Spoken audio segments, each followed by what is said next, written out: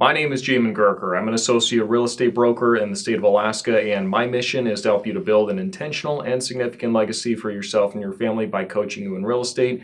And today we're going to be looking at what's going on in Eagle River. For those of you who do watch the real estate market here in the area, you'll know Eagle River is a smaller part compared to a market like Anchorage or the Mat-Su Valley, but it is still pretty sizable for the area, and it's pretty significant for a number of reasons, not the least of which being that if it became its own town, it would be the second largest town in the entire state. So we do keep an eye on Eagle River. Now, before we get started though, do make sure you give this video a like, subscribe, because it pains my heart to know that some of you watch the content but don't actually subscribe, so please make sure you go ahead and do that. And let's go and jump into today's video. Now, the first thing we want to look at is what's going on in the residential market. And in the residential market, we want to know how many properties are available. So this time last year, there were 66 properties available, and this year, 52. So seeing a slight decrease year over year. But once we go back and look at the total number of properties we usually would have around this time of year, it looks even more bleak. For example, back in 2019, we see that there's about 147 properties available. And usually it's normal for us to see around like 160, 170, maybe even 180. So you see just how low the inventory is compared to historically for what we would have around this time of year. And that's kind of been the trend for the entire year, really. Now, the next thing we see is that the number of properties that have actually sold went from 53 the year before to 42 this year. Not a huge surprise. Interest rates going up a little bit and just the inventory getting so compressed down that eventually you get to a point where we can't just keep turning out more properties that have sold year over year and still have low inventory. Eventually that was going to catch up with us.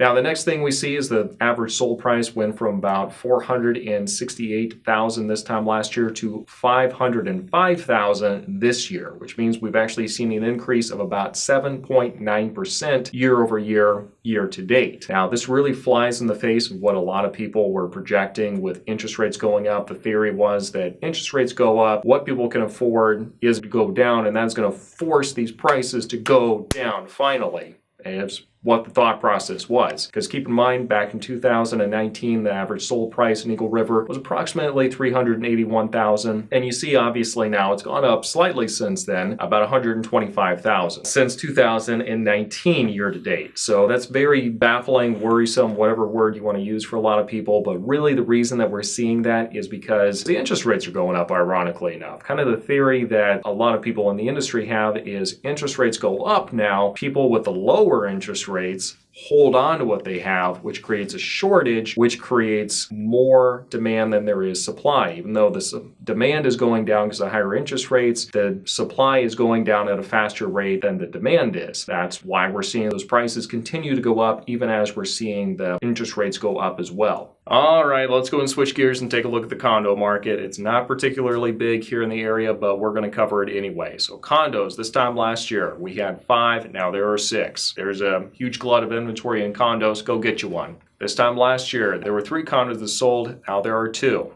Last but not least, we see the average sold price this time last year was about $297,000, and now it is $302,000 for an increase of approximately 2%. So the reason we're seeing condos, I don't think condos anytime in the near future is going to become an enormous part of the market here. It is kind of going in that direction because as Eagle River becomes more developed, there's less land. The only way you can go is up. And so I expect we're going to start seeing condos become more of a piece of the market as we move forward here. But we did see kind of a decrease in the condos that are available in Eagle River compared to what we would normally have. The reason for that is kind of the same reason for the residential single-family homes, that as interest rates go up, people with properties hold on to what they have even tighter because they don't want to have to go to try to find something in this environment. And we still are seeing an increase for the average sold price. I suspect that we've actually seen an increase higher than what we're seeing just because once you get such a small sample size, it really comes down to these specific condos that sold, more so than the overall trend. Had those same properties sold a year or so ago, would it have been, $296 or would they have sold for like $280? I really don't know. This is the issue I have once the sample size gets so small.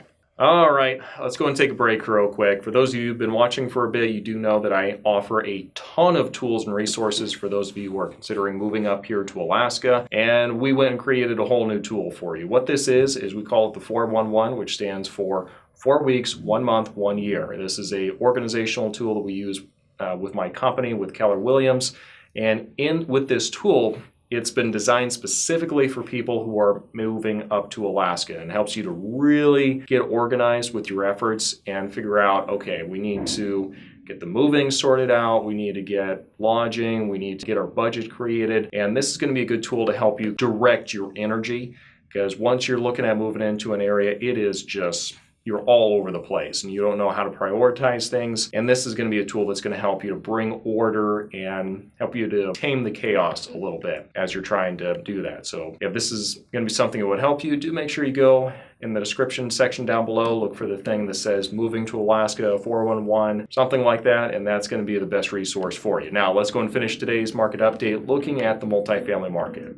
Now, looking at the multifamily market, we see that there were 3 multifamily properties that were available on the market this time last year, and now there are 2. So multifamily properties are kind of in high demand in Eagle River just because it's a lower cap rate, which usually means you're going to have less of a headache if you're looking to rent out properties. And so for that reason, Eagle River is a pretty desirable area for investors who really are looking for something more along the lines of mailbox money. There's no such thing as mailbox money. Anyone telling you that on TikTok that's never obviously managed a property before. So it's the closest you can get in Eagle River though. So for that reason, pretty desirable. Not a whole lot comes onto the market for that reason. Next thing we see is this time last year, no multifamily properties sold in Eagle River. This year, 1 multifamily property sold.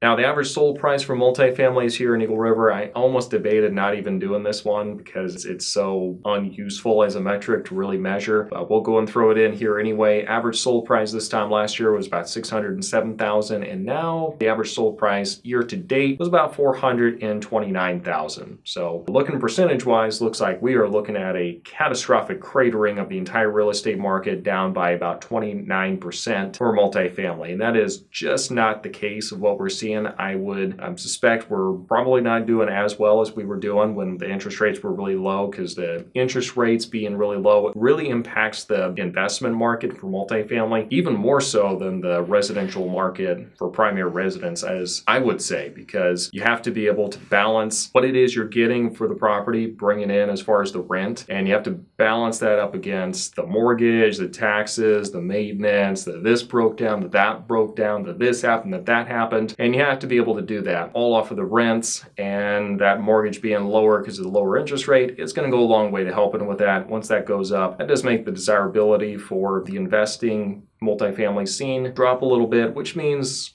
the landlords can't ask as much for their properties as they might have been able to do before. I suspect that it's still probably gone up and it's just a smaller sample size at this point, but that's just something good to know. Okay, let's go ahead and take a look at just the overall summary here. Now, the residential market and the condo market, kind of the same story. We're just not seeing a whole lot of options available right at the moment as far as what's available out there. They're there, and it's not likely anytime soon that we're going to see a spike in inventory, because a couple of years ago, everyone either bought a home or they refinanced, which means the vast majority of people in America and in Eagle River are sitting on properties with about 3.5% interest rates. And it's going to take a significant drop in the interest rate market right now to make them decide to get up off of those homes and go somewhere else. I don't know what that magic number is. It's probably not going to be the same for everybody. I really suspect, though, that we are probably not going to be dropping down to that rate that's going to entice sellers to move anytime soon. And so for that reason, I kind of suspect the low inventory is just going to be what it's going to be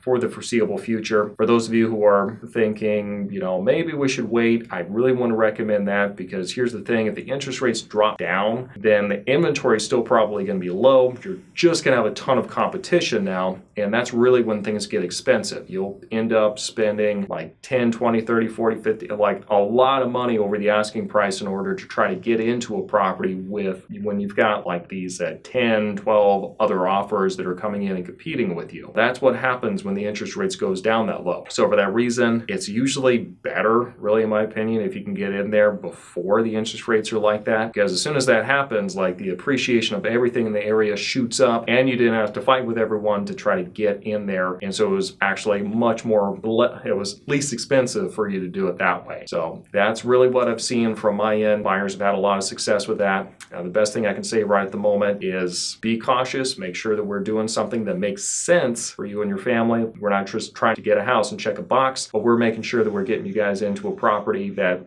makes sense for you financially and also is a good fit for where you guys are in your current lives. We're not just trying to slam you into a house and say, well, good luck. No, we're trying to actually position you well. So this has been your market update. I sure it's been useful. Give me a like if it has been, and we'll see you next time.